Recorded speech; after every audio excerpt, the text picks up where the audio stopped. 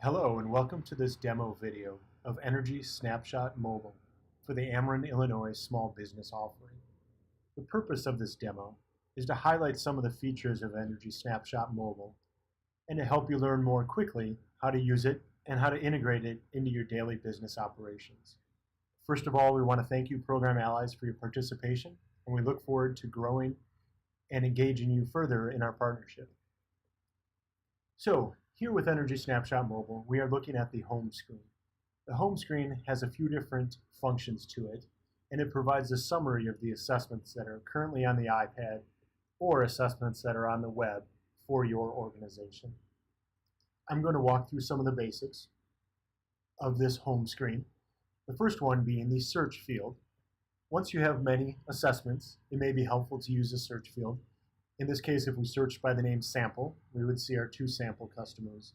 You can search by address or by customer name in this field. You will also note an assessment ID for these two assessments. An assessment ID is only assigned once you have synced. So if you see sample customer information or customer information that you entered, but there is no assessment ID, you will need to sync that assessment, which I will discuss in a few minutes. You also see a summary here of the customer information, the incentive, the copay, any project due date, as well as the status of the assessment and the refresh list. The refresh list simply verifies data on the iPad with data located on the Energy Snapshot web version. You also see two buttons at the bottom of the screen. The rectangle with a right-facing arrow is to exit Energy Snapshot, which is very important to do if we push an update. The other button is to create a new assessment. I would also encourage you to look at this last sync date located here way at the bottom of the screen.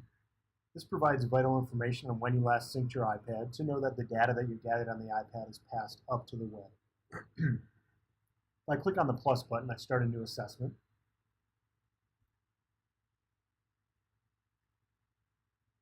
Many of these fields are very similar to the web version of Energy Snapshot, but I'm going to walk through some of the differences.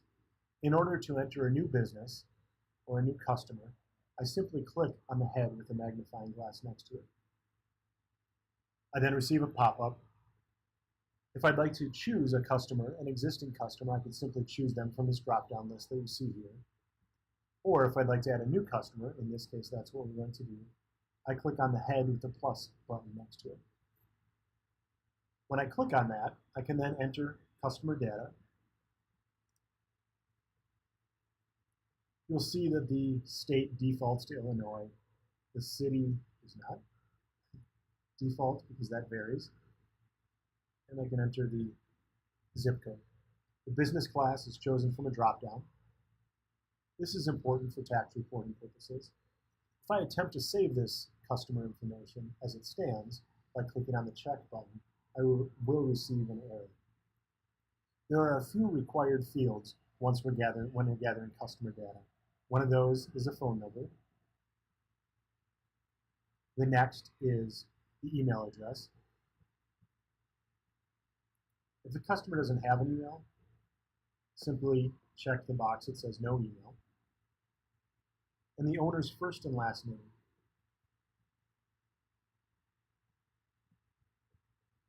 Now that this data has been entered, I can click on the check mark. You will see that I did not need to enter the tax ID. The tax ID is a required field. However, we know that many times when you're entering an assessment, that tax ID is not available until the customer chooses to move forward. So please keep in mind that is a required field in order to get a work order. If this data was entered correctly, you simply click on the thumbs up button, and the customer data populates underneath the business tab. The program ally data auto-populates. As you can see here, the site data can be copied over from the business data by clicking on Copy Customer Data. Please note that the county field is chosen from a drop-down. In some instances, the site contact may be different than the business owner. That's why we ask for both the business information and the site information. If you're using a subcontractor that is certified by the state of Illinois, that subcontractor data can be entered here. To move from screen to screen in Energy Snapshot, you can simply click from right to left or left to right. That will take you to one of these 4 category headers: customer and site data, eligibility data, measures data, and signature and status. We are currently in the eligibility area, where we're gathering more information on the business, including electric account number, gas account number, square footage, business type, building type, things like that, as well as utility data and photos of the utility bills. Operating hours can be entered here. Building type is chosen from a drop-down. The square footage is entered. The electric provider can be chosen as Ameren, Illinois. Please note, one of the revisions is that the account number has been broken up into 2 5-digit fields. I'm going to enter a sample here, 1, 2, 3, 4, 5. In the second field, I'm only going to enter 1 digit. You will see that the electric account number shows up in red, and that tells me that the length of this account number is not correct. Keep in mind that this is sample data. There is no customer that I know of that has an account number of 1, 2, 3, 4, 5, 1, 2, 3, 4, 5. This comes into play when we're entering information and requesting a work order. If that electric account number or gas account number, if gas measures are being entered, comes back and is invalid, we will need to go back to this screen and correct that electric account number. In some instances, you may have simply transposed a number or misread a number, but when you're requesting a work order, you will receive an email telling you what information needs to be corrected. And I will talk a little bit about that in a minute. Utility information can be gathered if you have the utility bill simply by clicking on that white tab, clicking on that white square, taking a photo of the bill, and clicking Use Photo. You'll now see that that's populated with the photo. Photos, site photos, can also be gathered in a similar manner. You simply click on the white square, click on this white button here, and we take a photo, and on the lower right, click Use Photo. There are only 4 photo fields. Due to the sizes of photos, syncing can take an inordinate amount of time if there are many, many photos. If you would like to send more than 4 site photos, please contact your energy advisor and they can assist you. A photo can also be taken of the customer's W-9, which verifies that tax identification number. If I swipe left, I will now be taken to the Measure Entry screen. Simply select the program from the drop-down, and then choose from the Measures list. There are a few different items on the Measures list tab. There's the PDF icon, the mail icon, the printer icon, and the plus button. I'm going to start with the plus button to show you how to add a new measure. I would recommend that when you're adding a new measure, you flip the iPad to the portrait mode. This allows you to enter data, for example, in the search field, enter LED. And now, if I paused for about 2 seconds, I'm served all of the measures that have LED in the name. I'm going to click an LED fixture to replace an existing T8 8-foot lamp and ballast. Click on the next button.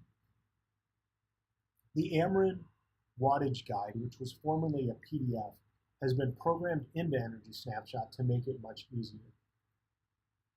I entered the LED fixture replacing existing T8 8-foot lamps. Energy Snapshot is smart enough to know to only give me the corresponding measures that could be replaced. In this case, we're going to say we're replacing a 3-lamp 8-foot T8 high output. I enter the watts that the new measure is, the energy efficiency watts. Click the next button. Complete the data, which is similar to the web snapshot. I can then enter the location, which is our test location. We're only doing one of these. And if there's a customer copay or a customized copay that I want to enter for this measure, I can enter it here. I click the Add button, and then I see a summary list of the measure I entered, the location, the incentive amount, the customer copay, and the net savings. In this case, we'll see the net savings for electric. Now that this data has been entered, I can view the assessment report with the customer. In this instance, we'll assume that the assessment is complete, that I've entered all the measures. I click on the PDF icon. I now see the assessment report. In this case, there's a free thermostat coupon that's available to the customer, which we'd like you to point out to them. I can scroll down and share with the customer a summary of their assessment, walk them through the next steps. One of the differences that's been added in order to help streamline the process for you, the program ally, is that customers can now sign on the screen on the assessment. You will see under the Agreement for Site Access, Measure, Installation, and Inspections that there is an area for the small business ally to sign first, which states, I, the small business ally, have reviewed the small business assessment report and agree to its terms. I click the checkbox, I sign my name right here on the iPad, click accept, that populates. If I used a subcontractor, there's a few checkboxes for me to note there. And the customer can assign here as well, saying I reviewed this information, click the checkbox, I agree to the terms. This does not populate on the notice of right to cancel. We don't want that to auto-populate, as we're hoping customers don't cancel, as I'm sure you are hoping that as well. The guarantee of work to be performed should also be signed. Here I click again, sign as the ally. Customer can then sign. There's also a notice related to IRS reporting that they should sign, letting them know that they may receive a 1099 depending on their business type. Once that information has been agreed upon by the customer, we can simply click on the Save button. If something was wrong, we can click on the Cancel button and clear the data or exit the form and then keep the existing data. I'm going to click Exit. We can also email this assessment by clicking on the Email button or print the assessment if you have a printer connected to your iPad. In the next step, we'll look at the signature and status field, as well as the comments. Comments can be added. Check. This might be a good place to share information with the program, or just have simple notes in place for your team. Under the Signatures and Status tab, we do not need to complete these 3 photo fields because we already had the customer sign on the assessment. I'm going back to the assessment because I believe I cleared that data. Just double check. Nope, the data is still in place. I'm going to go back there, click the Save button. Now that all that data has been entered, I've verified that it's all entered properly. You'll note on the upper left, I have not synced this assessment yet because it does not have an ID number. Once I sync, we will see an assessment ID number. I'm going to go back to the home screen to demonstrate that. On the home screen, we have assessment 52652, 52651, yet there is no assessment number assigned to this project. And it does not have any of the other information that's necessary. So I can click on that assessment, and I'm going to sync. The sync button, once you're inside an assessment, is located down here. There's these 2 arrows in a circle. When I click on that button, data is being passed up to the server,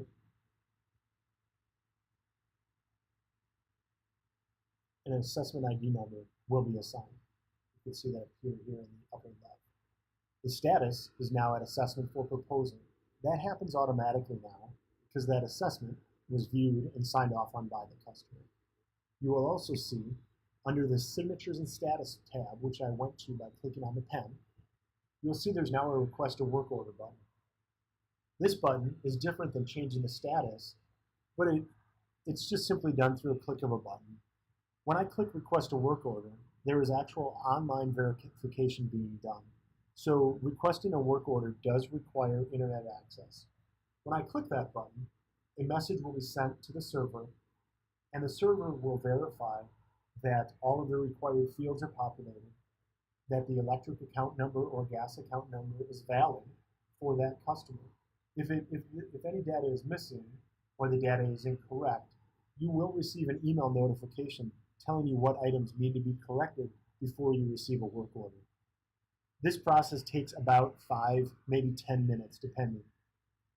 I will now click the Request a Work Order button. You can see I need an internet connection. Now I will receive a message that says, your request for a work order has been submitted. An email confirming your request will be sent once the request has been processed. During that process, you will receive an email that says, your work order has been approved or your work order has been denied.